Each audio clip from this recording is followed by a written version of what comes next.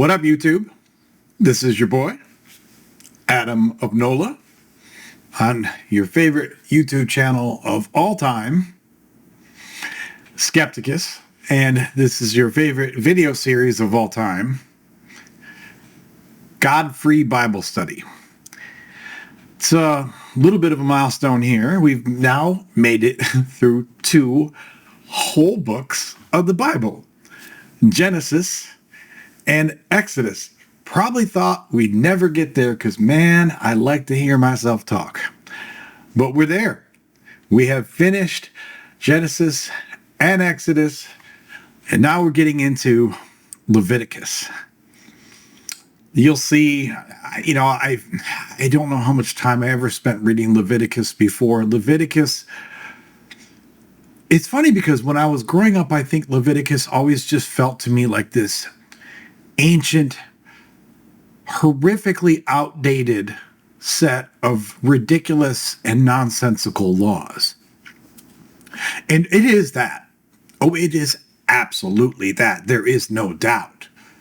But after now having read through Exodus, I'm thinking, wow, those ridiculous laws didn't just start coming after the 10 Commandments or as part of the 10 Commandments. And there really is a lot of repetition of these laws. As I read through now Exodus and Leviticus, and coming up after this is Numbers and Deuteronomy and Numbers, or Numbers and Deuteronomy, you'll see there's a lot of repetition. We've already seen some of that coming up, or we've already seen some of that in the recent past. For the most part, I skip that when it becomes kind of ridiculous. We saw in Exodus where I skipped the long diatribe of God giving all the instructions for how to create his tabernacle, his holy of holies, his tabernacle. They are roaming through the desert in tents, and he has to have the biggest, baddest, coolest tent in all the land, which I'm sure really impresses the other gods and the other rulers. And then he had to give us all the explicit instructions on how everyone had followed to the letter the exact instructions that he'd previously given. So things get pretty repetitive. I will skip through some of those things and give you a heads up as we do. And I bring this up as a preamble here for Leviticus because as we start off Leviticus, it launches into a whole new set of instructions. And these instructions are specifically all about offerings. Chapter 1 of Leviticus is the burnt offering. And it goes on for chapters. Chapter 2 is grain offerings. And that goes on for 4 paragraphs, I think. And then offerings of well-being is Leviticus 3, more paragraphs. And then Leviticus 4 is the purification offerings. That also is a lot of damn text. Like, wow, it's a lot of text. Leviticus 5 continues more of the crap about offerings. And about how basically when you have to make the offerings, for example, when any of you sin in that you have heard a public adjuration to testify, and although able to testify as one who has seen or learned of the matter, do not speak up, you are subject to punishment. And then it talks about if you touch any unclean thing, yada, yada, yada, and it goes into blood offerings, etc., and offerings with restitution. I'm not going to read through all this, although I will say one of the things I think is funny is if any of you sin without knowing it, doing any of the things that by the Lord's commandments ought not to be done, you have incurred guilt and are subject to punishment. This is so funny to me. I mean, I understand that it is possible to break laws without knowing it too, but the idea that a lot of these things you would have to atone for when you didn't even know there was anything happening is I don't know, it's pretty silly to me. And Leviticus 6 goes on with this instructions concerning sacrifices, because that's what we need is some more information about sacrifices. And then Leviticus 7, this is the rule of the guilt offering. It is most holy, and more information about offerings and sacrifices, and then further instructions. And on Leviticus 8 is the rites of ordination. Now these aren't about sacrifices, but this is specifically saying all this stuff for Moses and specifically Aaron, about his sons.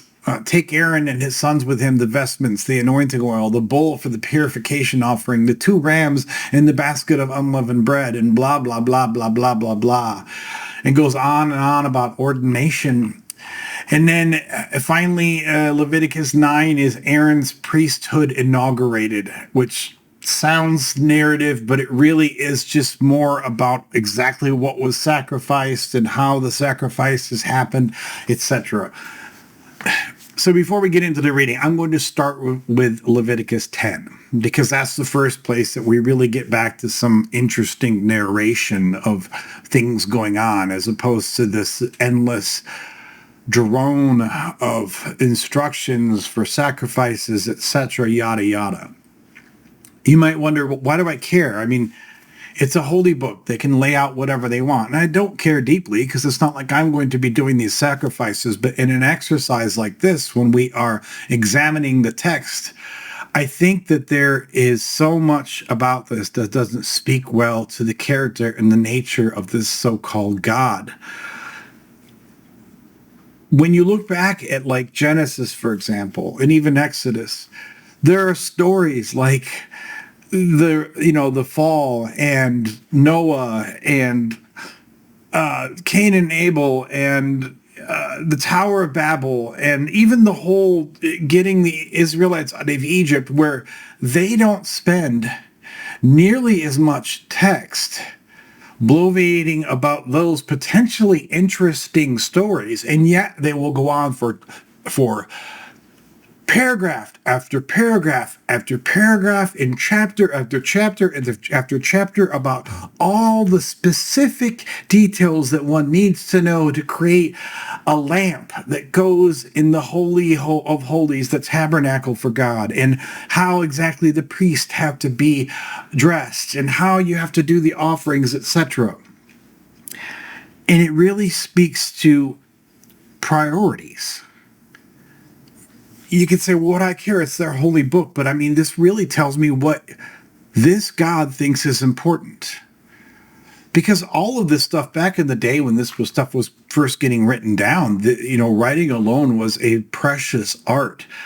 The things, the implements that you used to write and what you wrote on were very expensive and difficult to come by. Most people didn't know how to write. And the fact that there is a lot to be gleaned from in terms of the priorities of this God and this religion, when you just sometimes look at how much real estate is dedicated to one idea or one story versus this whole laundry list of extensive instructions that we need to know just to make sure that your tent is set up properly. So, with that being said, I'm going to start our reading of Leviticus at 10 for this reason. Now, I did say they gave us all these instructions on how to sacrifice and how to do everything in the tabernacle, etc. And while I think it is ridiculous that we have to spend this much time on these things, I will also say that starting in Leviticus 10, you're going to see that they're not joking about this stuff. So this is Leviticus 10, Nadab and Abihu. Those are Aaron's sons. Now Aaron's sons, Nadab and Abihu, each took his censer, that's C-E-N-S-E-R, put the fire in it and laid incense on it, and they offered unholy fire before the Lord, such as he had not commanded them. And fire came out from the presence of the Lord and consumed them, and they died before the Lord. Then Moses said to Aaron, "This is what the Lord meant when he said, 'Through those who are near me I will show myself holy, and before all the people I will be glorified.'" And Aaron was silent. This story, now again, I said we have all these instructions on how to do sacrifices and offerings and what to wear and how to do the tabernacle, etc. But this story is all of a paragraph here. I mean, there's some follow-on detail after this, but it's so simple, and yet it is so disturbing to me about the nature of this Hebrew God, this Christian God. Let's look at this again. It says, they're taking Aaron's censer, which is, I believe, is that, it's that thing that the priests carry around. It's got the incense in it, and they wave it back and forth. And of course, it's got something burning in it because it's burning incense. And it says they offered unholy fire before the Lord. Now, I don't know exactly what's meant by unholy fire. It does not give us any more specific detail on that. We can get 6 chapters about how to create the tabernacle for the Lord, but when it comes to something as central as the killing off of 2 sons of one of the main characters, Aaron, brother of Moses, all we get is that they offered unholy fire before the Lord, such as he had not commanded them. Now, I don't understand. Does that mean that they did some kind of burning of incense and God had specifically not asked them to? Or does it mean that they were burning the incense presumably for some reason or event that they were supposed to do, but they did one little piece of the step wrong? Either way, I don't know if it makes a huge difference, because either way, the punishment in return for this quote-unquote unholy fire is all out of whack by any human ethical or moral standards. It says, and fire came out from the presence of the Lord and consumed them, and they died before the Lord. So screw up any part of my sacrifice instructions and I will freaking kill you.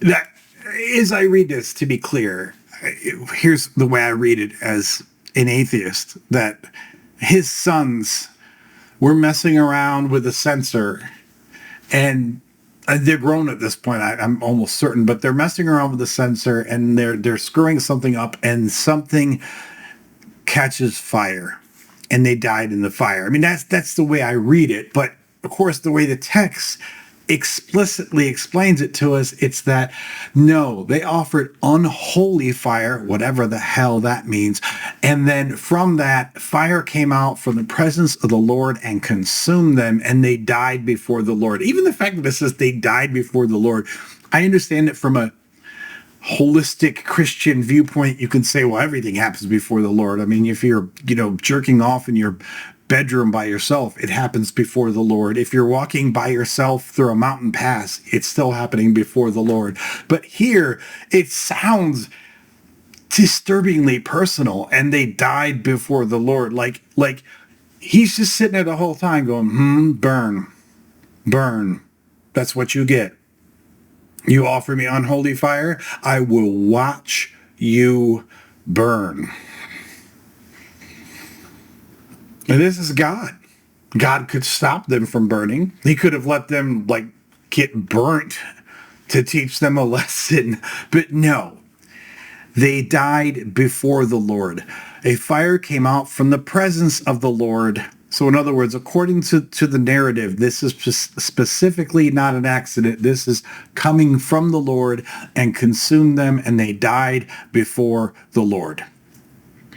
And as if that's not bad enough, then Moses said to Aaron, this is what the Lord meant when he said, through those who are near me, I will show myself holy, and before all the people, I will be glorified.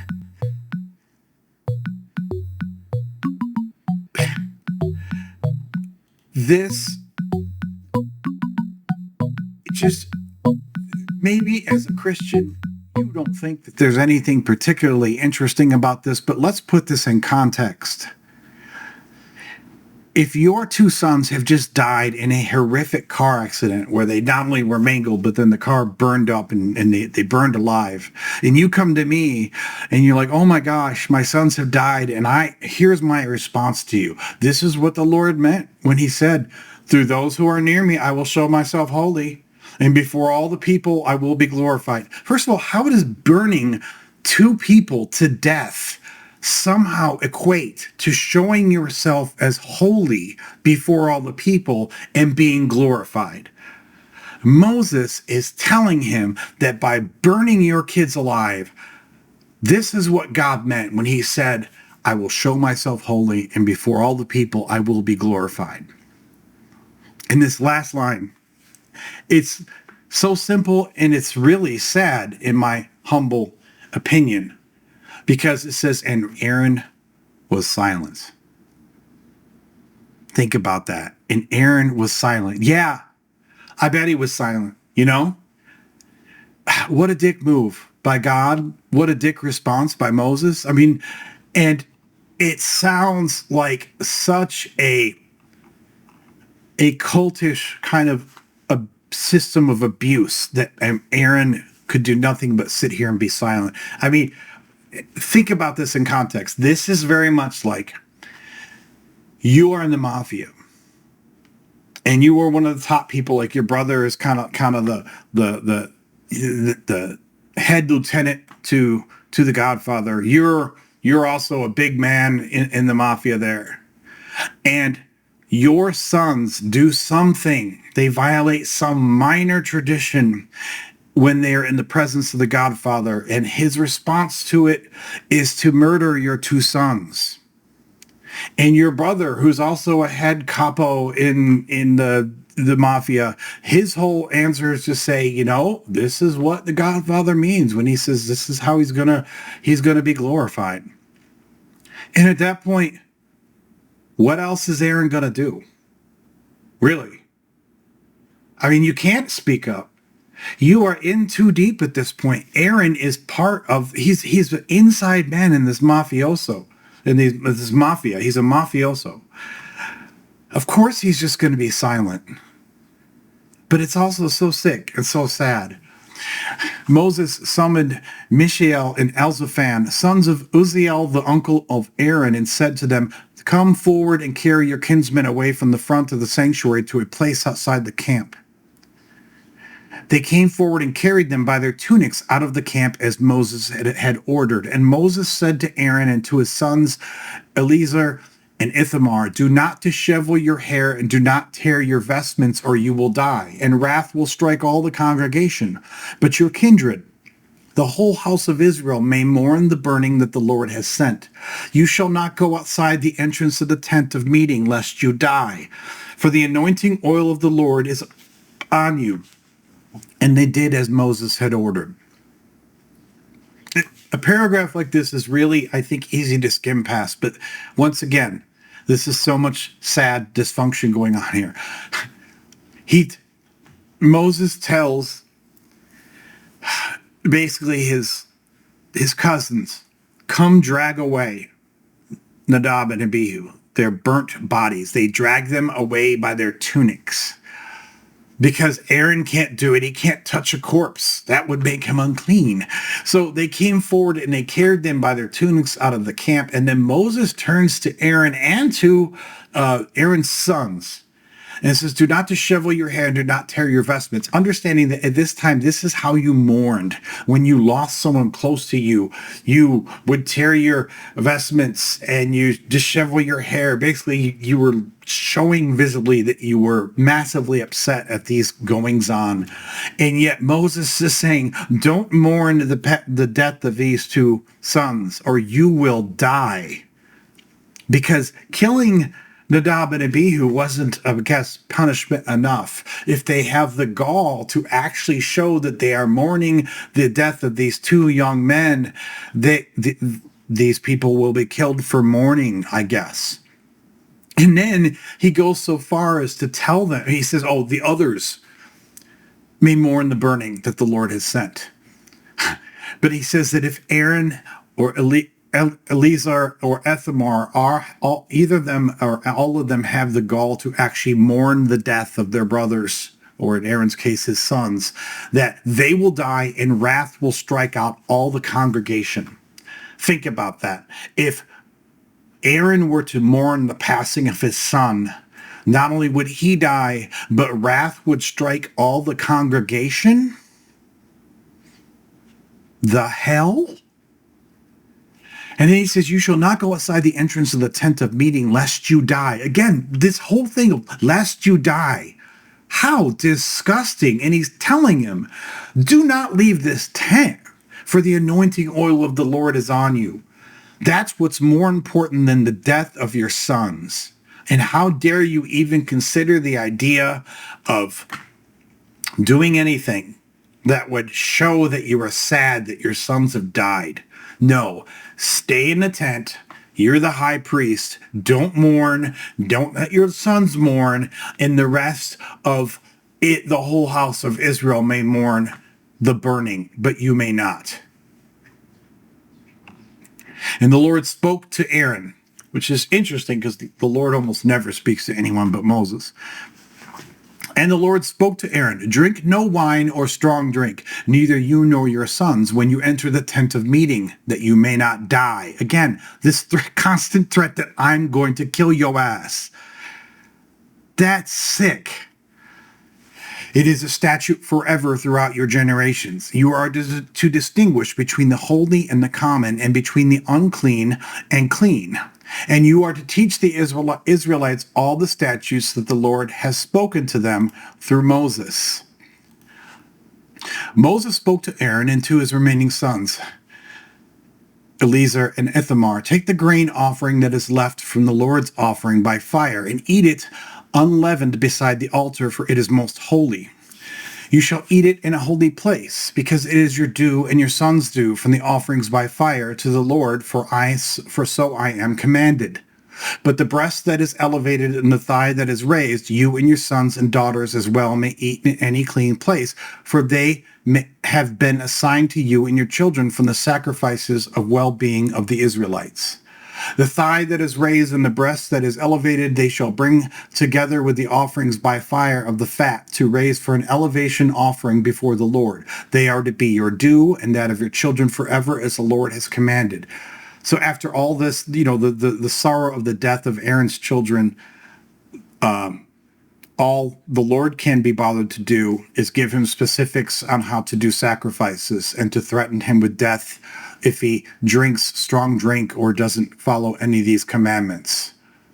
That's great. I've just murdered your sons, but here's some new instructions on how to carry out my business, you ass.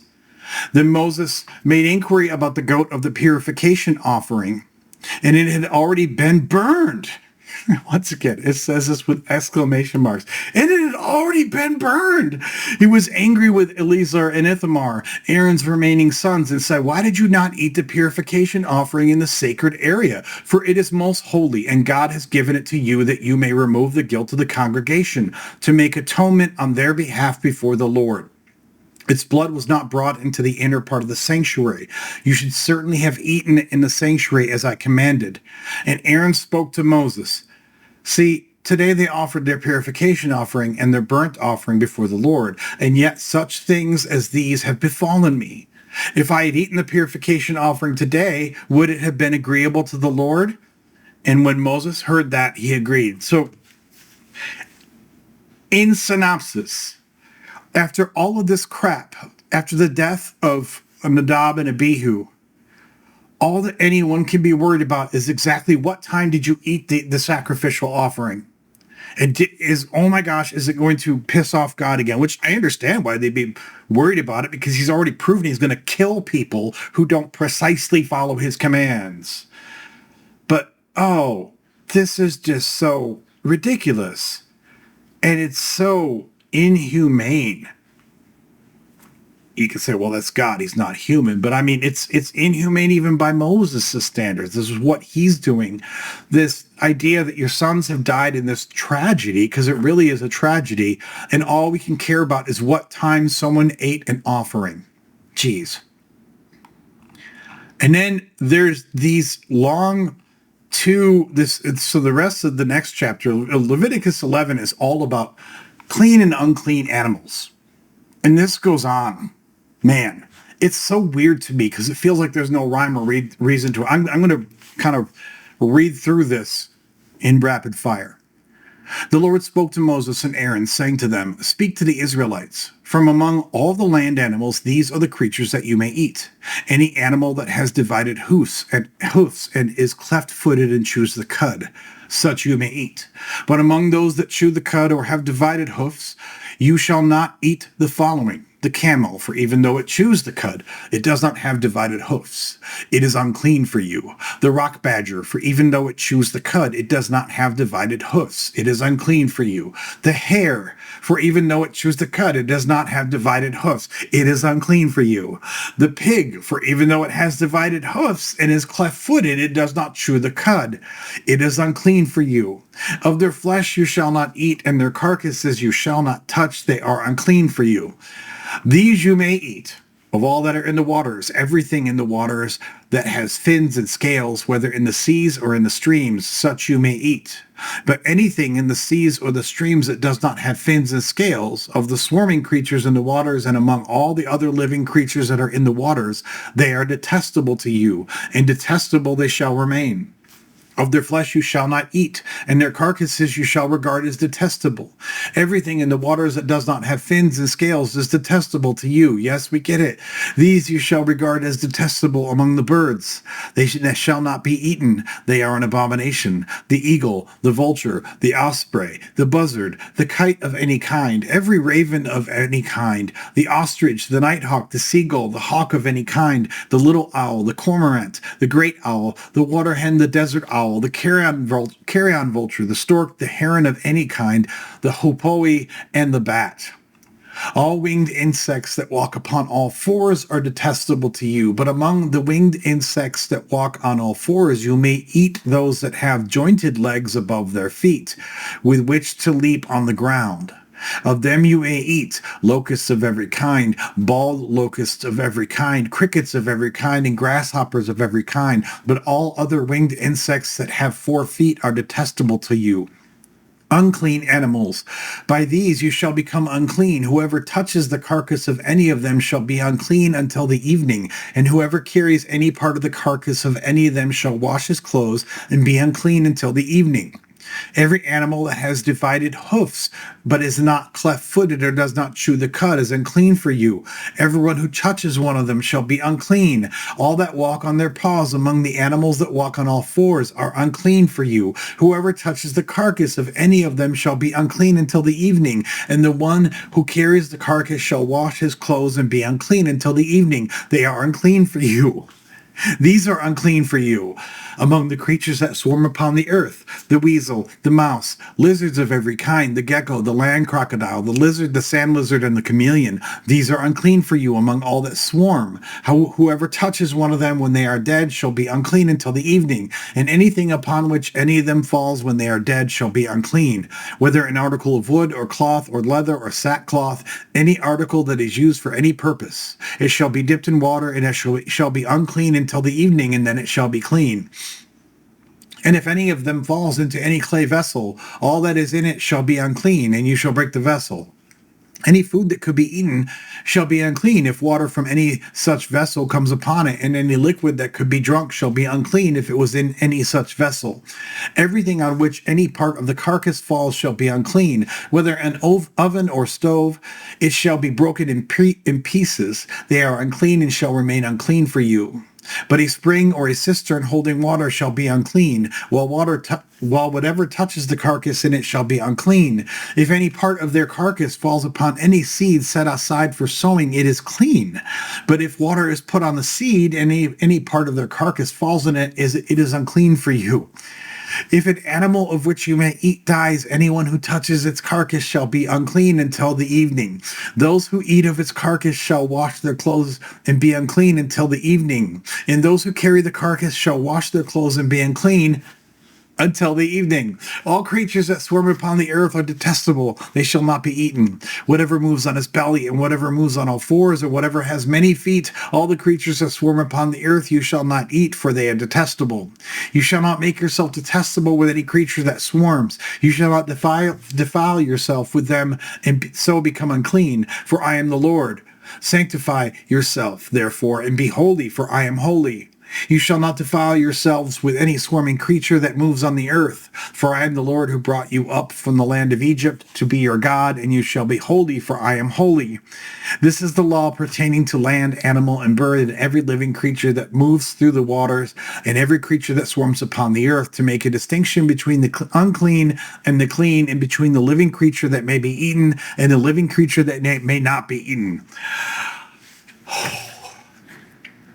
Oh my gosh. Oh my gosh. See, once again, all of this text dedicated to concepts that are just really seem to have no rhyme or reason. I don't know what it is, what kind of hard-on he has for animals that chew the cud.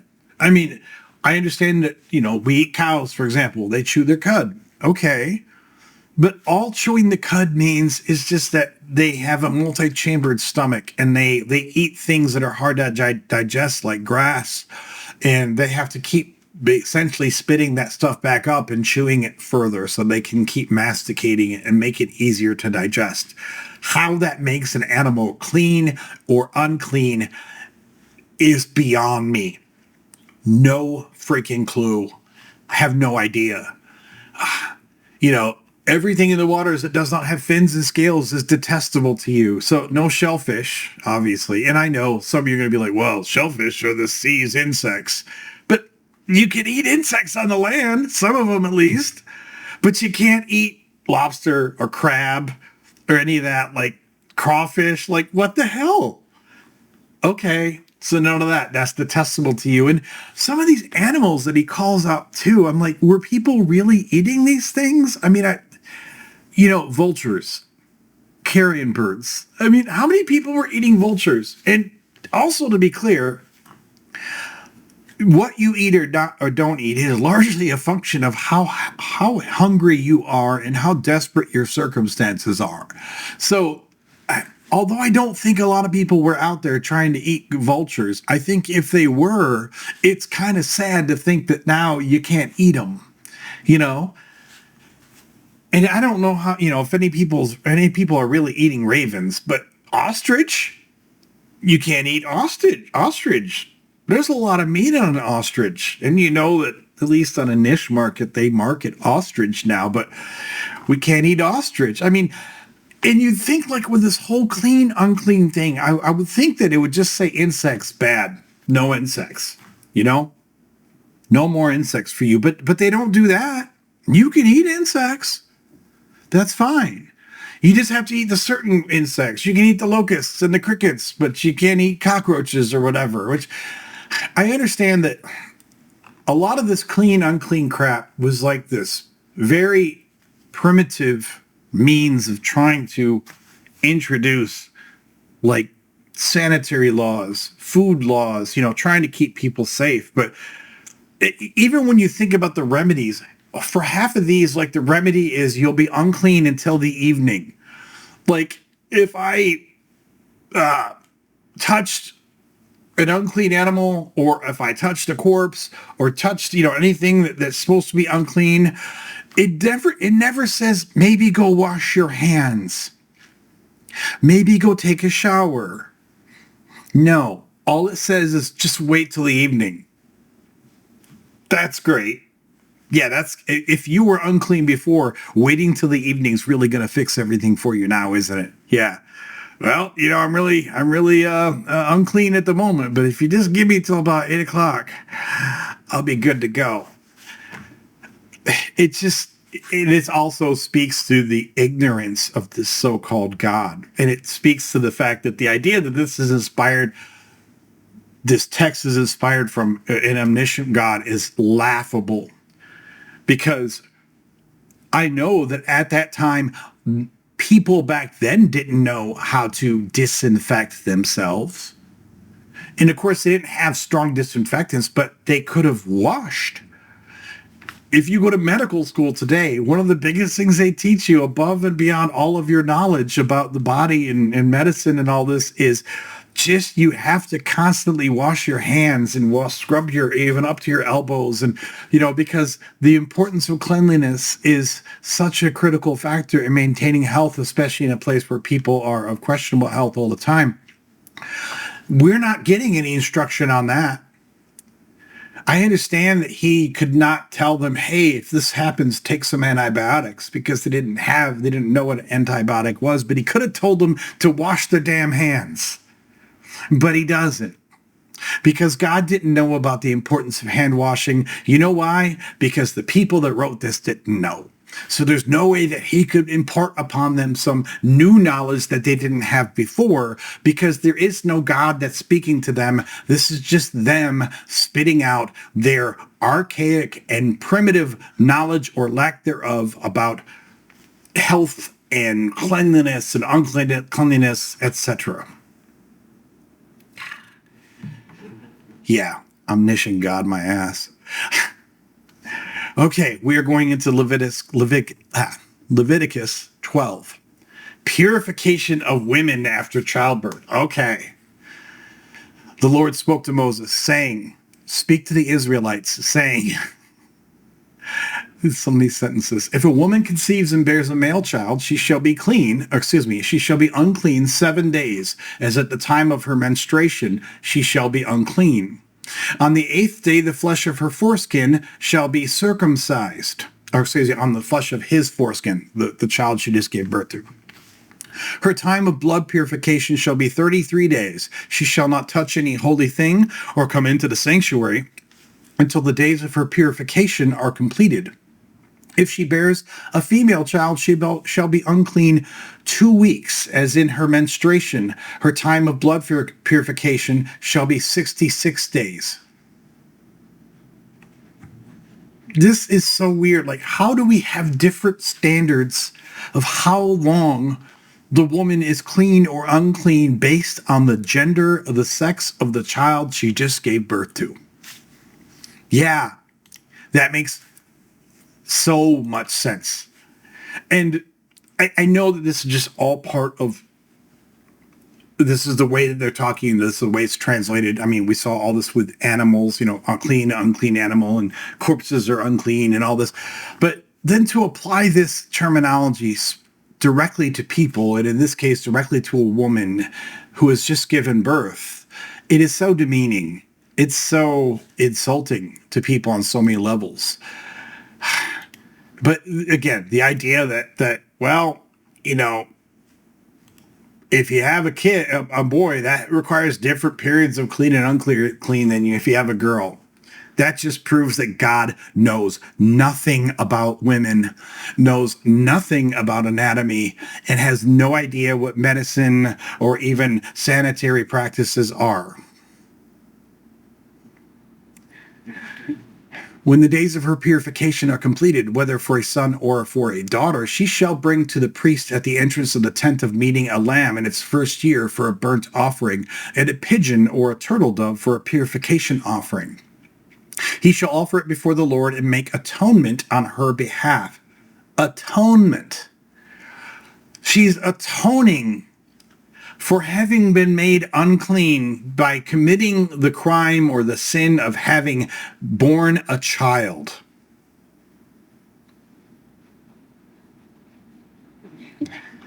Then she shall be clean from her flow of blood.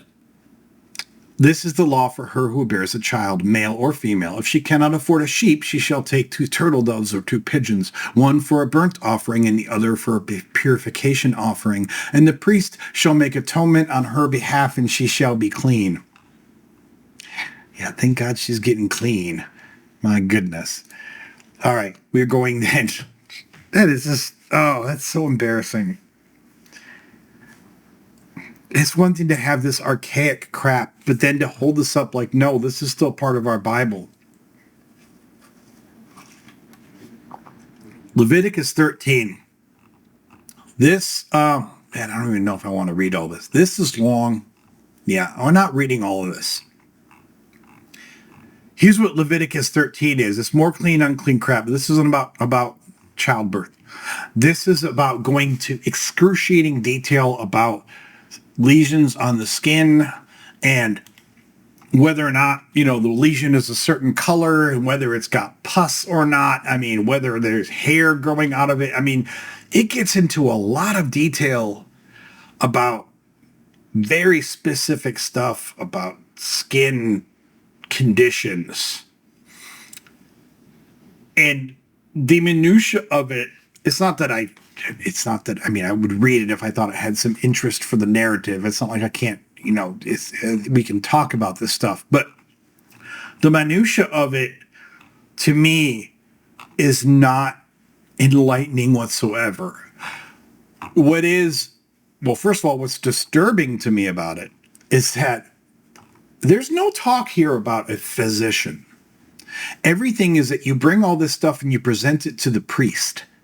And you basically say, hey, priest, I got this thing, I got a zit, or I got a boil, or I got this, rash that won't heal, or I have an open sore or something. And the priest is supposed to inspect it wherever it is on your body and then make some kind of a judgment as to whether or not you have to be separated or what have you. Not, to be fair, I don't know. Maybe they did not even have the concept of a physician back then. And if they did, if the state of medical technology would have been quite primitive. But I thought that they had physicians nonetheless. But it makes it sound in this text like there is not even the concept of a physician. You just have a priest. Aside from the fact that the priests aren't trained really in medical knowledge, it's also, to me, incredibly demeaning and violating to think that if I have anything going on with my skin anywhere on my body, I'm supposed to take it to the priest and have him inspect it. That's not cool.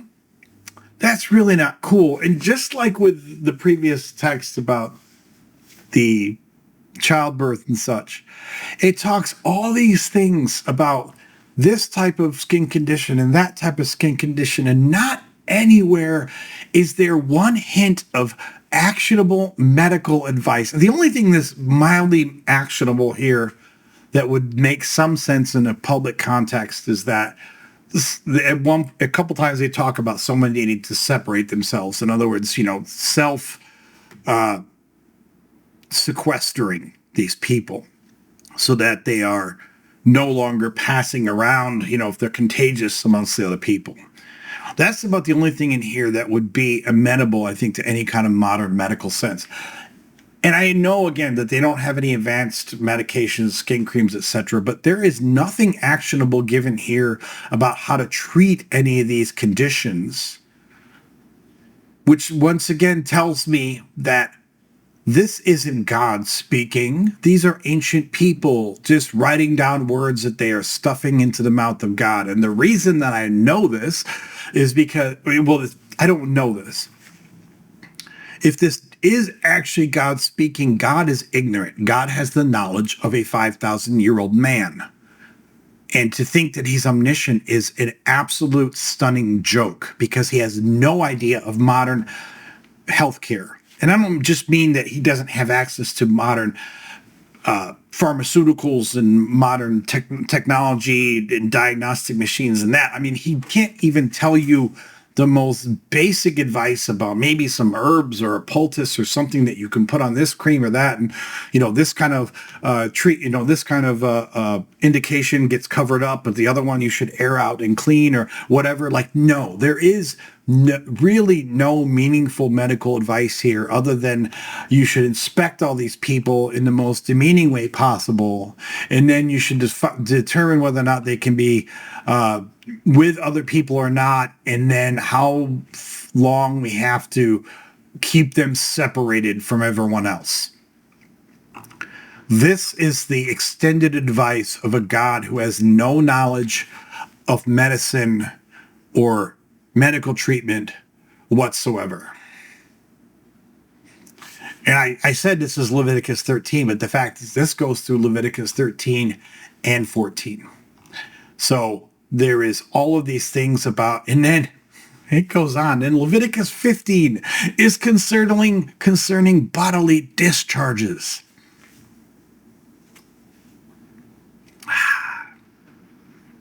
Once again, I don't know, to read this stuff. And I can sit here and read it all, but it gets incredibly repetitive. And it's just one statement after another about all of these possible conditions and all of the primitive, no knowledge things that people should do in some way of trying to address these issues. If your God was omniscient, he could at least give you some kind of meaningful advice on how to deal with these, other than you're unclean, go sit in a tent by yourself, or you're unclean, you'll be clean by evening magically, or you're unclean, go sacrifice an animal. If you ever wanted better proof that this text inspired by God is nothing more than the primitive and relatively ignorant ramblings of ancient human men, all you have to do is look at the words that are supposedly spoken from God about all of these medical conditions and see how absolutely bereft they are of anything that would remotely approach the idea of decent medical care. Even if you said, look, God's not going to tell you how to make modern pharmaceuticals. He's not going to tell you how to make a modern diagnostic machine. Fine. Just tell me, given what they had available to them at the time, what would have been the best medical advice? None of it is contained here in the text. None of it at all. Omniscient my ass. We're going to stop there, because going into Leviticus 16, this will be the Day of Atonement. This talks about how Aaron will be atoning for the fact that his sons died. Because that's what we do in the Bible. We have to apologize for the fact that you murdered our sons. Okay. But on that happy note, thank you again for being with us on this wonderful journey, for being with us as we get into Leviticus for the first time. And if you know anything about Leviticus, you know it's going to get better. Oh, yeah. There's going to be all kinds of effery here that we're going to get to go through. Thank you for watching for this long. This has been another installment of my series, God-Free Bible Study. And like I said, when we get back into this, we will be climbing into the Day of Atonement, which is Leviticus 16. Thanks again for tuning into Skepticus, and I hope to see you again soon.